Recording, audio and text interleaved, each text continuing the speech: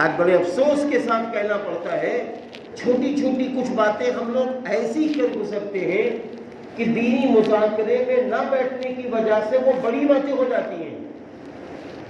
مثال کے طور پر گھر میں بھائی بھائی میں چھوٹی سی بات ہے، تکرار ہو گئی،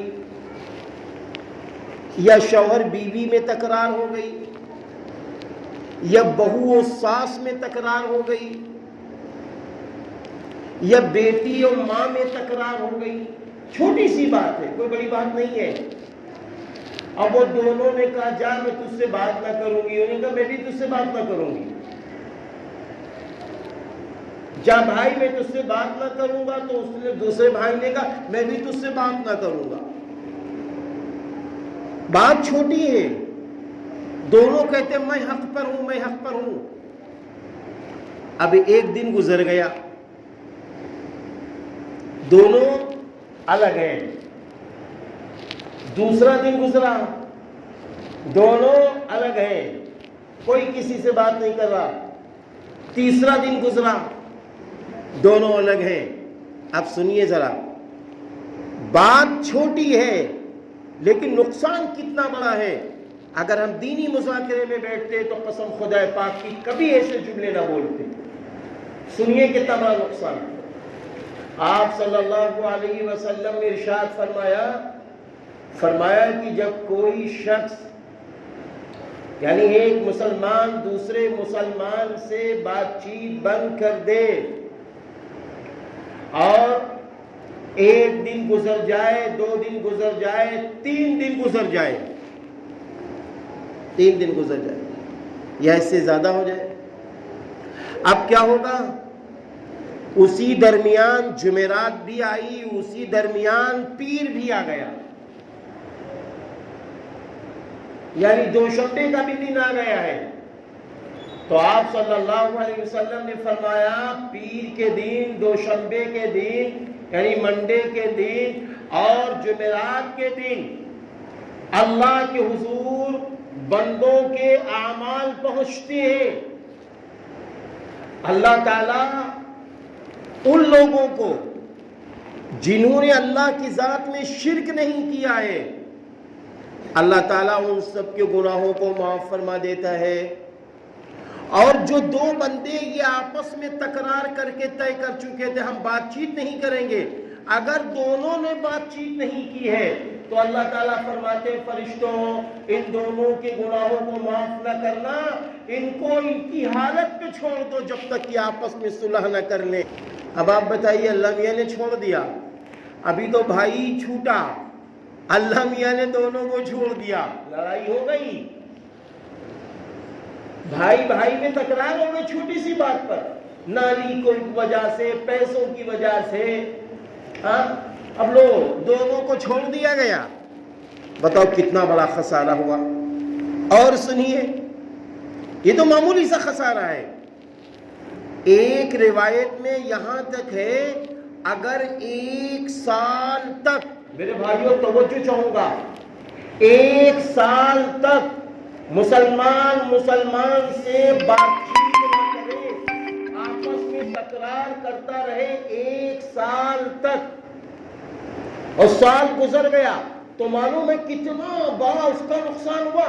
نبی کریم صلی اللہ علیہ وسلم نے فرمایا جس نے اپنے مسلمان بھائی سے 1 سال تک بات چیت نہیں کی، سلام کلام نہیں ہوا، ایک دوسرے سے دیکھ کے مسکرایا نہیں، اور پورا سال گزر گیا، تو اس کے اوپر قیامت کے دن کون سا گناہ ہوگا؟